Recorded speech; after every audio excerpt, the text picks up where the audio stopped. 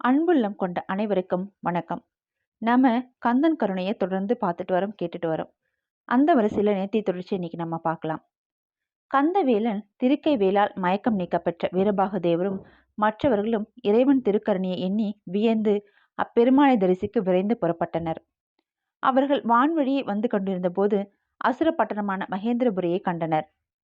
அதை பார்த்ததும் வீரபாகு தேவருக்கு தாங்க முடியாத சினம் உண்டாயிற்று. அசுரகுமாரன் நேரடியாக போரிட முடியாது மாயை துணை கொண்டு அவர்களை உணர்விழக்க செய்ததோடு எங்கோ வெகு தூரத்துக்கு அப்பால் உள்ள நன்னீர் கடலில் கொண்டு போய் தள்ள செய்தானே என்று பொறுமினார். அசுரகுமாரனை பழிவாங்காது பாசறை திரும்புவது வீரத்துக்கு இழுக்காகும் என்று முடிவு செய்தார். மற்றவர்களும் அவருடைய எண்ணத்தையே ஆதரித்தனர். பாசறை நோக்கி சென்று கொண்டிருந்த அவர்கள் திரும்பி இமைப்பொழுதில் மகேந்திரபுரியின் மேற்கு வாயிலை அடைந்து ஆரவாரம் செய்தனர். திடீரென்று பேரொளி எழுந்ததை கேட்டு அசுர வீரர்கள் திடுக்கிட்டு நாற்புறமும் பார்த்தனர். வானிலே விரைந்து வரும் தேவரையும் மற்றைய வீரர்களையும் கண்டதும் அவர்கள் பெரும் குழப்பத்தை அடைந்தனர். இதனை அவர்கள் எதிர்பார்க்கவே இல்லை. நன்னீர் கடலில் அனைவரும் மடிந்து போயிருப்பார் என்ற குதூகலத்தில் அல்லவா இருந்தனர். இரவு பொழுது என்று கூட பாராமல் நகரம் முழுவதும் பானுகோபனுடைய வெற்றியை கொண்டாடும் பெருமிதத்தில் அல்லவா ஆழ்ந்திருந்தது. மேற்கு வாயிலை புலிமுகன் என்ற அசுரன் காவல் காத்து வந்தான். அவன் வீரர்களை உடனே அழைத்து வீரபாகு தேவரையும் அவருடைய வீரர்களையும் தாக்கி அழிக்குமாறு உத்தரவிட்டான். பட்டண வாயிலிலே பயங்கரமான யுத்தம் நிகழ்ந்தது. ஒருவரை ஒருவர் மூர்க்கத்தனமாக தாக்கிக் கொண்டனர். வஞ்சிக்கப்பட்டு விட்டோம் என்ற ஆத்திரத்தில் இருந்த வீரபாகு தேவருடைய படைகள் முன்பு அசுர வீரர்களால் தாக்கு பிடிக்க முடியவில்லை. பெருநாசத்தை அடைந்தனர். புலிமுகனை சிங்கன் என்ற பூத படைத்தலைவன் எதிர்த்தான். இருவரும் சூலாயுதத்தால் ஒருவரை ஒருவர் அடித்து கொண்டனர். இவருடைய மார்பு பிளந்து குருதி பெருகியது. அப்போது அவர்கள் போர் செய்வதை நிறுத்தவில்லை. ஆயுதத்தை எரித்துவிட்டு கட்டி புரண்டு மற்போர் செயலானார். சிங்கன் பலவித சாகசங்களால் புலிமுகனுடைய தாக்குதல்களை முறியடித்து அவனை புரட்டி தள்ளி காலால் எட்டி உதைத்தான். அவனுடைய உயிரற்ற உடல் வெகு தூரம் உருண்டு ஓடியது. அது கண்டு அனைவரும் மகிழ்ந்து ஆரவாரம் செய்தனர். மேற்கு வாயில் தகர்க்கப்பட்டு மதில் சுவரை இடித்து தள்ளினர். அப்போது அவர்களுடைய ஆத்திரம் தணியவில்லை. பயந்து ஓடும் அசுர வீரர்களை துரத்தி கொண்டு அவர்களும் பட்டணத்தில் நுழைந்தனர். எதிர்பட்டவர்களெல்லாம் அடித்து நொறுக்கினர். மாட மாளிகைகளையும் கூட கோபுரங்களையும் இடித்து தரைமட்டமாக்கினர். தீப்பந்தங்களை கொளுத்து மாடங்களில் எரித்து நெருப்பு பற்றி எரிய செய்தனர். வீரபாகு தேவர் தீ சுடரை கக்கும் கணைகளையே பிரயோகித்து ஊழிக்காலத்தையே தோற்றுவித்தார். அசுர வீரர்கள் குய்யோ முறையோ என்று கத்திக்கொண்டு ஓடினர். எங்கும் தீ பரவலாயிற்று. அழகிய மாளிகைகள் எல்லாம் கருகி போயின. பெண்களும் குழந்தைகளும் வீடு வாசல்களை விட்டுவிட்டு ஓடினர். ஒற்றர்கள் ஓடி சென்று சூரபத்மனிடம் செய்தியை அறிவித்தனர். அசுரேந்திரா, தங்கள் குமாரர் பானுகோபனால் நன்னீர் கடலிலே கொண்டு போய் தள்ளப்பட்ட வீரபாகு தேவரும் அவருடைய வீரர்களும் சிவகுமாரனுடைய வேற்றுப்படையால் காப்பாற்றப்பட்டு விட்டனர். பழிவாங்க வேண்டும் என அவர்கள் நம் பட்டணத்தை மேற்கு வாயிலில் புகுந்து புலிமுகனை கொன்றதோடு நம் வீரர்களையும் அழித்தனர். மாளிகைகள் எல்லாம் துவசமாயின. அவர்கள் பற்ற வைத்த தீ ஊழிக்கால நெருப்பை போன்று நம் பட்டணத்தை எரித்து வருகின்றது என்று சொன்னார்கள். சூரபத்மன் உடல் கோபத்தால் துடித்தது. புருவங்களை நெறித்தான். பார்வையில் நெருப்பை கக்கினான். பிரளய காலத்தில் உலகங்களை அழிப்பதற்காக விண்ணுலகிலே உருக்கிக் கொண்டிருக்கும் மேகங்களை கொண்டு வருமாறு உத்தரவிட்டான். அவர்கள் அப்போதே சென்று சப்த மேகங்களையும் அழைத்து வந்து அசுரேந்திரன் முன்பு நிறுத்தினர். நகரை எரித்து வரும் பெருந்தீயை அணைக்குமாறு அவருக்கு உத்தரவிட்டான். அசுரன் ஆணைப்படி மேகங்கள் வானமெங்கும் பரவி மின்னி கண்ணை பறிக்கும் மின்னல்களை தொடர்ந்து காது செவிப்படுபடும் இடிகள் உண்டாயின. உடனே மழை பொழிலாயிற்று. வானமே பொத்து கொண்டது போல மழை பெய்தது. அதனால் நகரிலே குறைபாடு வந்த பெரும் தீ அணைந்து போயிற்று. வீரபாகு தேவருக்கு ஆச்சரியம் தாங்கவில்லை. சூரன் என்ன மாயம் செய்தான் என்று வியந்து நின்றார். அப்போது அங்கே வந்த நாரத முனிவர் அவரை நெருங்கி, வீரபாகு, ஊழிக்காலத்தில் உலகங்களை அழிப்பதற்காக வைக்கப்பட்டிருந்த மேகங்களை ஏவி சூரன் நெருப்பை அணைத்து விட்டான். வடமா மோகாக்கினியை விடு என்றார். வீரபாகு தேவர் கோபத்தோடு வடமா மோகாக்கினி அஸ்திரத்தை பிரயோகித்தார். அது தாங்க முடியாத நெருப்பை கக்கிக் கொண்டு மேகங்களிடையே பாய்ந்து அவற்று நீர் அனைத்தையும் உறிஞ்சி வற்ற செய்துவிட்டது. மேகங்கள் நடுநடுங்கி தங்கள் இருப்பிடத்தை நோக்கி ஓடின. விவரத்தை அறிந்தபோது சூரபத்மன் துள்ளி எழுந்தான். அப்போதே சென்று வீரபாகுதேவரை கொன்று சிவகுமாரனையும் அழிப்பதாக புறப்பட்டான். அருகிலே இருந்த குமாரன் இரணியனின் தந்தையை ஆஸ்வாசப்படுத்தினான். அப்பா, நான் இருக்கையில் தாங்கள் புறப்படுவதா? என் மனதிலே ஒரு எண்ணம் தோன்றியது. நம்முடைய பராக்கிரமம் என்ன? 1008 அண்டங்களில் நம்முடைய ஆணைகள் தடையிலின்றி செயல்படுகின்றது. அவ்விதம் இருக்க நமக்கு ஏன் துன்பம் வர வேண்டும்? இறைவன் திருக்கருணைக்கு பாத்திரமாக அவரிடமிருந்து ஏராளமான வரங்களை பெற்றுள்ள நமக்கு இப்போது கஷ்டங்கள் தோன்ற காரணம் என்ன? அடுத்தடுத்து நாம் பெற்று வரும் பெரும் நாசத்தின் அளவை நினைத்து பார்த்தீர்களா? இவற்றுக்கெல்லாம் காரணம் தேவர்களிடம் நாம் காட்டி வரும் பகையே. அவர்களை பல விதங்களிலும் துன்பப்படுத்தி வருகிறோம். இந்திரகுமாரனை மற்றவர்களையும் சிறையில் அடைத்துள்ளோம். வருணன், வாயு, அக்னி முதலானோரை நாம் இடும் கீழ்த்தரமான பணிகளை செய்யுமாறு நிர்பந்தப்படுத்துகிறோம். இத்தகைய செயல்களால் நம் மீது இறைவனுக்கு கோபம் உண்டாயிருக்கிறது. எந்த பெருமானுடைய திரு அருளுக்கு பாத்திரமாகி அவரிடமிருந்து எண்ணற்ற வரங்களை பெற்றோமோ அப்பெருமானுடைய கோபத்துக்கு நாம் ஆளாகலாமா? தந்தையே, நன்கு யோசித்து பாருங்கள். இறைவனுடைய கோபத்துக்கு ஆளானவர் எவரும் பிழைத்ததில்லை. மன்மதன் எரிந்து போனான். முப்புறங்களும் நெருப்பால் நாசமாயின. அந்தகன் சூலத்தினுள் குத்தப்பட்டு மாண்டு போனான். தன்னுடைய வேகத்தை எதிர்ப்பவர் யாருமில்லை என அகந்தை கொண்ட கங்கை ஜாடியினுள் சிறுதுளியானாள். பார்க்கடலை கடந்த காலத்தில் சகல லோகங்களையும் எரிக்கப்பட்டு புறப்பட்ட ஆழகால விஷத்தை கையிலே கிரகித்து வாயில் போட்டு விழுங்கி தொண்டையிலே நிறுத்தி கொண்டார் அந்த பரமேஸ்வரன். இந்த விவரங்களை எல்லாம் நீங்கள் நன்கு அறிந்திருப்பீர்கள். அது மட்டுமல்ல, தேவர்கள் விஷயத்திலே எடுத்துக்கொள்ளுங்கள். இரணியனின் சம்ஹாரம் நரசிம்மனார் தோன்றி விஷ்ணு அவன் ரத்தத்தை உறிஞ்சியதன் விளைவாக வெற்றி கொண்டு அலைந்தபோது இறைவன் தோன்றி அவரை அழிக்கவில்லையா? இரண்டாட்சியனை கொன்று பூமியை மீட்க விஷ்ணு பன்றியாக தோன்றிய போது அவனிடம் போரிட்டு தான் காரணமாக வெறி பிடித்த உலகத்தை நாசம் செய்துவிடுவது போல் அட்டகாசம் செய்ய ஈசன் அங்கே தோன்றி அவருடைய கோரை பல்லை ஒடித்து வெற்றி அடையவில்லையா? பார்க்கடலை கடைந்த போது மந்திரி பர்வதம் நிலை கொள்ளாமல் தவித்ததால் விஷ்ணு ஆமையாக அதை முதுகில் தாங்கினார். அதன் பின் அவர் வெறி பிடித்து அந்த ரூபத்தை மாற்றிக்கொள்ளாது கடலையே சேராக்கிவிட்டது போல கலக்கிய போது நீர்வாழ் உயிரினங்களை காக்க ஈசன் தோன்றி அவரது வெறியை அடக்கி ஆமை ஓட்டை தம்முடைய மாலையிலே சேர்த்து தரித்து கொள்ளவில்லையா? ஆணவத்தால் இழுத்து பேசிய பிரம்மனுடைய தலைகளில் ஒன்றை கிள்ளி அவருடைய அகந்தையை போக்கவில்லையா?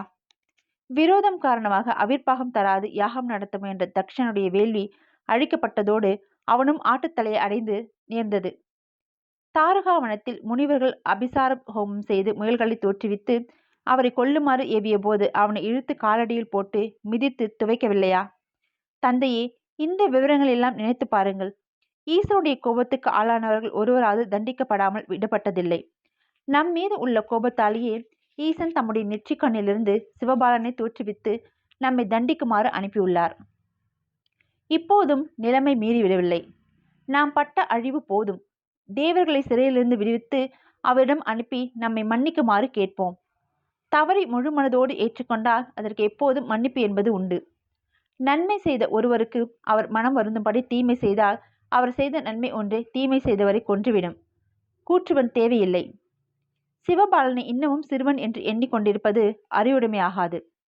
இப்போது நாம் பணிந்து போவதால் நம்முடைய கௌரவத்துக்கு இழுக்கு என்று எண்ண வேண்டாம். செய்த தவறை திருத்திக் கொள்ள ஒரு சந்தர்ப்பம் நேரும்போது அதை பயன்படுத்திக் கொள்வதால் நம் கௌரவம் மேலும் ஓங்கும். இதுவே நமக்கு நன்மை தரக்கூடிய மார்க்கம். இரணியன் கூறிய அறிவுரைகளை சூரபத்மன் ஆரம்பம் முதல் குறுக்கிடாது கேட்டு வந்தான். ஒவ்வொரு வார்த்தைக்கும் அவன் கோபம் அதிகரித்து வந்தது. இரணியன் கூறி முடித்ததும் அண்டம் அதிர கலகலவென்று நகைத்தான். இரண்யா, பகைவனுடைய வலிமையை பற்றி நன்கு எடுத்து சொன்னாய். அடே, உனக்கு இவற்றை கற்றுக் கொடுத்தவர் யார்? அதை சொல். அவர்களைத்தான் முதலில் தண்டிக்க வேண்டும். என்னுடைய பேராற்றலை நன்கு அறியாத நீ ஏதேதோ உளறுகிறாய். எதிரியை கண்டு பயந்து நீ இவ்வாறு பேசினால் உன் உயிர் இருக்காது. கோழையே, அப்பால் போ என்று சீறினான். சூரபத்மனுடைய மனதை மாற்றுவது இயலாது என்பது இரணியனுக்கு தெரிந்துவிட்டது. வீணாக அவனுடைய கோபத்துக்கு ஆளாக வேண்டாம் என எண்ணினான். தந்தையே, என்னை மன்னித்து விடுங்கள். நானோ சிறுவன். என் மீது கோபம் கொள்ள வேண்டாம். அனுமதிக்காக காத்திருக்கிறேன். இப்போதே சென்று வீரபாகுதேவரையும் மற்றும் உள்ளோரையும் நாசம் செய்து திரும்புவேன் என்றான். சூரபத்மன் மகிழ்ந்து அவனை அருகில் இழுத்து அணைத்து உச்சி முகந்து போருக்கு செல்ல அனுமதி தந்தான். இரணியன் அரண்மனை திரும்பி படைக்கலங்களை எடுத்துக்கொண்டு புறப்பட்டான். அவனுடைய 4000 வெள்ளம் அசுர சேனைகள் சென்றன. படைகளை பல வகையாக பிரித்து 4 பக்கங்களிலும் சென்று வீரபாகு தேவரையும் மற்றோரையும் வளைத்துக் கொள்ள செய்தான். 3 தலைகளுடன் கம்பீரமாக தேரிலே வந்து நின்ற இரணியனுடைய தோற்றத்தை கண்டு வீரபாதேவர் ஆச்சரியப்பட்டார். ஆஹா, என்ன வீரம் நிறைந்த தோற்றம் என்று அவருடைய வாய் பாராட்டியது. அப்போது நாரதர் அருகில் வந்து இரணியன் மாயையில் வல்லவன் என்றும் மிகுந்த பராக்கிரமத்தை உடையவன் என்றும் சொல்லி அவனுடைய கவனமாக போரிட வேண்டும் என்றும் எச்சரித்தார். அசுர படைகளை தாக்குமாறு மற்றவர்களை சொல்லிவிட்டு வீரபாகுதேவர் தாமே இரணியனை எதிர்க்க வந்தார். இருவருக்கும் மிகவும் அற்புதமாக யுத்தம் நிகழ்ந்தது. இரணியன் அவரை எதிர்த்து அதே சமயத்தில் பூத படைகளையும் தாக்கினான். அவனுடைய தாக்குதலால் பூத வீரர்களை சிதறுண்டு ஓடலாயினர். அதை கண்ட நீலன் என்பவன் ஓடி வந்து இரணியனை தடுத்தான். இரணியனின் கோபத்தோடு வேல் ஒன்றை அவன் மீது எறிந்தான். நீலன் ஒரு மரத்தை பிடுங்கிக் கொண்டு அதை தடுத்து அவனுடைய தேரின் மீது அடித்து அதை நொறுக்கினான். இரணியன் மற்றொரு தேரில் ஏறி வந்து அவனை எதிர்த்தான். பானங்களால் மார்பை பிளந்தான். நீலன் கோபம் கொண்டு இரணியன் தேருடன் தூக்கி ஆகாயத்தில் எறிந்தான். அவன் கீழே விழுந்தபோது மறுபடியும் அவனை உதைத்தான். இரணியனின் தாங்கொணாத துன்பத்தை அடைந்தான். மாயையால் தன்னை போன்ற ஒரு உருவை தோன்ற செய்தான். அதையே இரணியன் என நினைத்து கொண்டு நீலன் போரிட்டான். களைப்பு நீங்கி எழுந்த இரணியன் பின்புறமாக வந்து நீலனை தாக்கி மயங்கி நிற்க செய்தான். நீலனுடைய நிலைமை கண்ட வீரபாகுதேவர் சினந்து ஞானாஸ்திரத்தை பிரயோகம் செய்தார். இது இரணியனுடைய மாயைகளை விரைவில் அழித்தன. இரணியன் கோபம் கொண்டு வீரபாகுதேவரை தாக்கினான். மீண்டும் அவர்களுக்கிடையே கடுமையான யுத்தம் நிகழ்ந்தது. அஸ்திரங்கள் பறந்தன. அண்டங்கள் கிடுகிடுத்தன. எங்கும் குருதி பெருக்கெடுத்தோடியது. எவ்வித அஸ்திரத்தினாலும் வீரபாகுதேவரை வெல்ல முடியாது என்பதை நன்கு அறிந்து கொண்டான் இரணியன். அவர் முன்பு போரிட்டு உயிருடன் மீள்வது முடியாது என்பது தெரிந்ததும் சூரபத்மன் அவன் கூறிய அறிவுரைகளை கேட்காது சிறியது போது அவனுக்கு அழிவு நிச்சயம் என்பது இரணியன் முடிவு செய்துவிட்டான். தந்தை மட்டுமே அழியப் போவதில்லை. பானுகோபன் இறக்கப் போகிறான். அக்னிமுகன் இறக்கப் போகிறான். சிற்றப்பன் சிங்கமுகன் அழியப் போகிறான். அவ்விதம் அனைவரும் இறந்த பின்பு அவர்களுக்கு எள்ளும் தண்ணியும் விட ஒரு ஆளாவது இருக்க வேண்டாமா? ஆகவே தான் எப்படியும் உயிர் தப்பி பிழைப்பது என்ற எண்ணம் கொண்டான் அவன். ஆகவே மாயால் யுத்த களத்திலிருந்து மறைந்து கடலை அடைந்தான். ஓர் மீனாகி அங்கேயே மறைந்து கொண்டான். இரணியன் தோற்று ஓடிப்போய் கடலில் பதுங்கிவிட்டதை அறிந்த வீரபாகுதேவர் வெற்றி சங்கை எடுத்து ஊதினார். அதன் ஒலி கேட்டு பூத வீரர்கள் சந்தோஷ ஆரவாரம் செய்தனர். இரணியனின் தோற்றுப்போய் ஓடிப்போய் கடலில் ஒளிந்து கொண்டு விட்டான் என்ற செய்தியை கேட்டு சூரபத்மன் மிகவும் வெட்கமடைந்து மனம் குமரினான். அச்சமயம் அவன் குமாரர்களில் ஒருவனான அக்னிமுகன் அங்கே வந்தான். தந்தையின் சோகம் குடிக்கொண்ட முகத்தை கண்டதும் வேதனையுற்று, தந்தையே, ஏன் இவ்விதம் சோகத்தில் ஆழ்ந்திருக்கிறீர்கள்? என்ன நடந்தது என்று கேட்டான். குமாரா, நடக்க வேண்டியது ஒன்றும் பாக்கி இருப்பதாக தெரியவில்லை. எதிரியின் வலிமையை நன்கு அறிந்திருந்தும் நேரில் சென்று அவனை அடக்கி அழித்து திரும்பாமல் மற்றவருடைய பராக்கிரமத்தில் நம்பிக்கை கொண்டு முட்டாள்தனமாக நடந்து வருகிறேன். இரணியனின் வெஞ்சினத்தோடு போருக்கு சென்றான். வெற்றி வாகை சூடுவான் என்று எதிர்பார்த்திருந்த எனக்கு இப்போதுதான் அவன் தோற்று ஓடிப்போய் கடலுக்குள் பதுங்கிவிட்டதாக செய்தி வந்தது என்றான் வேதனையால் நெஞ்சம் பிளக்க. அக்னிமுகன் தந்தையை வணங்கி, அப்பா, வேதனை உற வேண்டாம். எனக்கு அனுமதி தாருங்கள். நான் புறப்பட்டு சென்று வீரபாகுவை வெற்றி கண்டு இரணியனால் ஏற்பட்ட அவமானத்தை போக்குவேன் என்றான். சூரபத்மன் மகனை அணைத்து மகிழ்ந்து அவனுக்கு பலவாறு ஆசிகள் கூறி போருக்கு அனுப்பி வைத்தான். அக்னிமுகன் சிறிது காலம் தாழ்த்தாமல் அப்போதே படைகளுடன் யுத்தத்துக்கு புறப்பட்டான். இறைவனிடமிருந்து பெற்ற அநேக அஸ்திரங்களுடன் பாட்டி மாயையால் கொடுக்கப்பட்ட வில்லையும் எடுத்துக்கொண்டு கிளம்பினான். அக்னிமுகன் மிகுந்த பராக்கிரமம் உடையவன். அவன் தாயின் கர்ப்பத்தில் உண்டான நாளிலிருந்து அவன் உடல் முழுவதும் அக்னி சிந்தியது. அவன் பாட்டி மாயை வந்து பதும கோமலையை பாராட்டி அவளுக்கு பிறக்கப் போகும் குழந்தை நினைத்த மாத்திரத்தில் அக்னியை சிந்தக்கூடிய முகத்தை உடையவனாக இருப்பான் என்று கூறி சென்றாள். அதனால் அவனுக்கு அக்னிமுகன் என்ற பெயர் உண்டாயிற்று. அவன் கோபம் அடைந்தால் அவன் முகத்திலிருந்து அக்னி தீச்சுடராக வெளிப்படும். திக்கு பாலர்களுடன் சண்டையிட்டு வெற்றி கண்டு அஷ்டத்துக்கு கஜங்களை இழுத்து வந்து அரண்மனையில் கட்டியவன். சிறுவனாக இருக்கையில் விளையாடுவதற்காக பிரம்மனுடைய அன்னத்தையும் விஷ்ணுவனுடைய கருடையும் பிடித்து வந்து விட்டான். அவனை பலவாறு திருப்தி செய்து அவற்றை மீட்டு அனுப்பும்படியாகிவிட்டது. சூரியனும் சந்திரனும் அவனிடம் சிறைப்பட்டு சொல்லாலென அவதிப்பட்டிருக்கிறன. இத்தகைய பராக்கிரமம் வாய்ந்த அக்னிமுகன் யுத்தத்துக்கு புறப்பட்ட போது அவனுடன் சூமகண்டன், சோமன், சூரியஜித்து, மேகனன், பிங்களன் முதலான படைத்தலைவர்கள் படைகளுடன் வந்து சேர்ந்து கொண்டனர். யுத்த களத்தை அடைந்ததும் அக்னிமுகன் சங்கநாதத்தை எழுப்பி வீரபாகுதேவரை சண்டைக்கு அழைத்தான். பூத படைகள் ஆவேசத்துடன் அசுர வீரர்கள் மீது பாய்ந்து தாக்கின. பற்பல ஆயுதங்களால் தாக்கிக் கொண்டனர். ஆயுதங்கள் ஒன்றுடன் மற்றொன்று மோதும் போது தீப்பொறிகள் பறந்தன. இரு தரப்பிலும் அநேகர் கொல்லப்பட்டார்கள். இரத்தம் ஆறாக பெருகியது. சோமகண்டன் என்ற படைத்தலைவனை முன்னணிக்கு அனுப்பினான் அக்னிமுகன். வீரபுரந்தரர் பாய்ந்து வந்து அவனை எதிர்த்தார். இருவரும் கடுமையாக போரிட்டனர். பானங்களை அடுத்தடுத்து பிரயோகித்து உடலின் பல பாகங்களையும் துளைத்தெடுத்தனர். வீரபுரந்தரர் ஒரு பானத்தால் சோமகண்டனுடைய தலையை அறுத்து தள்ளினார். அப்போது அக்னிமுகன் அருகிலிருந்த மேகன் என்ற படைத்தலைவனை தண்டாயத்துடன் பிரயோகித்து வீரபுரந்தருடைய தேர்ப்பாகனை கொன்றான். அதனால் கோபம் கொண்ட அவர் வேலாயுதத்தால் மேகனுடைய மார்பை பிளந்து அவன் உயிரை கவர்ந்தார். படைத்தலைவர்கள் அடிபட்டு மாண்டது கண்டு கோபமுற்ற அக்னிமுகன் கண்மூடித்தனமாக வீரபுரந்தரை எதிர்த்தான். அர்த்த சந்திர பானங்களை பிரயோகித்து பலருடைய தலை அறுத்து தள்ளினான். சிலருடைய கைகள் அருந்தன, மற்றும் சிலருடைய மார்பு பிளக்கப்பட்டது. தலையை இழந்த முண்டங்கள் யுத்த களத்திலே ஊழி நடனம் ஆடின. வீரபுரந்தனுடைய சகோதரர் 7 அவருடைய உதவிக்கு விரைந்து வந்தனர். ஆயிரக்கணக்கான பானங்கள் அவர்களையும் துன்புறுத்தினான். அக்னிமுகன் அவர்கள் சிந்தும் கலங்காத கணைகளை மழையென பொய்தனர். அவர்களுடைய பானம் பிரயோகத்தின் முன்பு தான் தடுமாறி போய்விடுமோ என அஞ்சினான். உடனே சிவாஸ்திரத்தை பிரயோகித்து விட்டான். வீரர்கள் 7 சீறி வரும் அஸ்திரத்தை அக்னி ஆஸ்திரம் என நினைத்து அதன் வேகத்தை தணிக்க வர்ணாஸ்திரத்தை எய்தனர். ஆனால் சிவாஸ்திரம் வர்ணாஸ்திரத்தை அழித்து மேலும் சீறி பாய்ந்து அவர்களை நெருங்கி தாக்கியது. ஐயோ அண்ணா என்று வீரபாகுதேவரை உதவிக்கு கூவி அழைத்தார்களாய் அவர்கள் நிலத்திலே விழுந்து உயிரை விட்டனர். அருகில் இருந்த வீரர்கள் பயந்து நாற்புறமும் சிதறி ஓடினார்கள். போரின் முன்னணியிலே ஏற்பட்ட சலசலப்பை கண்டு வீரபாகுதேவர் அங்கே ஏதோ நடக்கக்கூடாது நிகழ்ந்து விட்டது என நினைத்து ஓடி வந்தார். அக்னிமுகன் அவரை தடுத்து நிறுத்தினான். அடே, உனக்காகத்தான் நான் காத்து கொண்டிருக்கிறேன், வந்தாயா? வா, உன்னை கொண்டு போய் சேர்க்கும் இடத்திற்கு கொண்டு சேர்க்கிறேன் என்று எககாலத்துடன் கூறினான். அவன் வார்த்தைகளால் கோபமுற்ற வீரபாகுதேவர் எரிந்து விடுவது போல் அவனை பார்த்தார். அடே அசுரகுமாரா, இரணியன் என்னோடு போர் செய்து மீள முடியாதென உணர்ந்து ஓடிப்போய் கடலில் விழுந்து விட்டான். அவன் சகோதரன் நீ வந்திருக்கிறாய். உன்னால் என்னை ஏது செய்ய முடியாது என்பதை தெரிந்து கொள். என்னோடு போருக்கு வந்தவர்கள் தப்பி பிழைத்தவர்கள் பானுகோபன் ஒருவனே.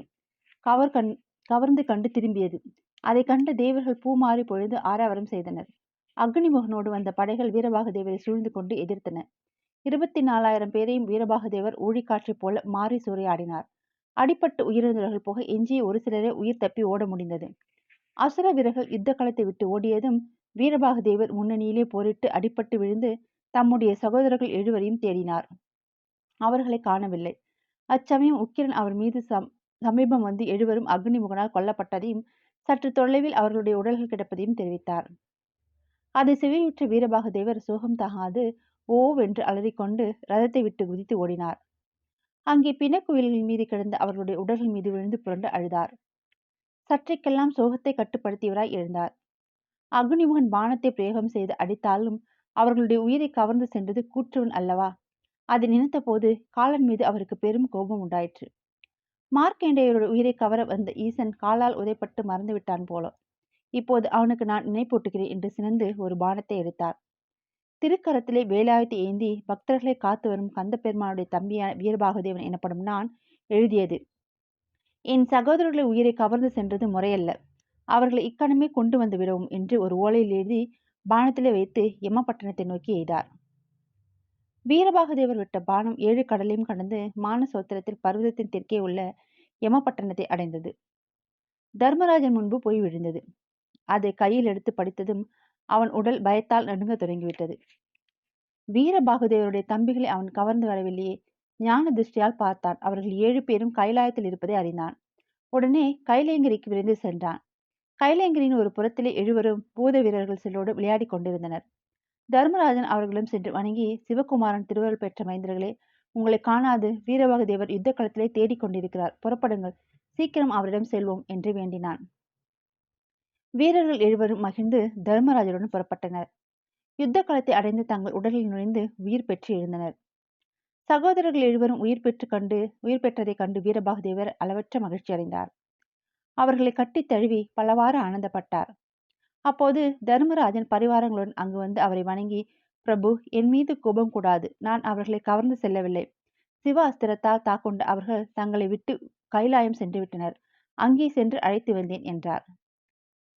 வீரபாகுதேவர் தர்மராஜனை பலவாறு கொண்டாடினார். யுத்த களத்திலே வீரர்கள் எழுவதும் உயிர் பெற்றதும் பற்றி மகிழ்ச்சி பெருக்கெடுத்தோட மகேந்திரபுரியிலே சோகம் நிறைந்திருந்தது. குமாரன் கொல்லப்பட்ட செய்தி கேட்டு பதுக்கோமலை துக்கம் தாங்காது கதறினார். அரண்மனையே அத்துக்கத்தை பொறுக்க மாட்டாது அழுதது.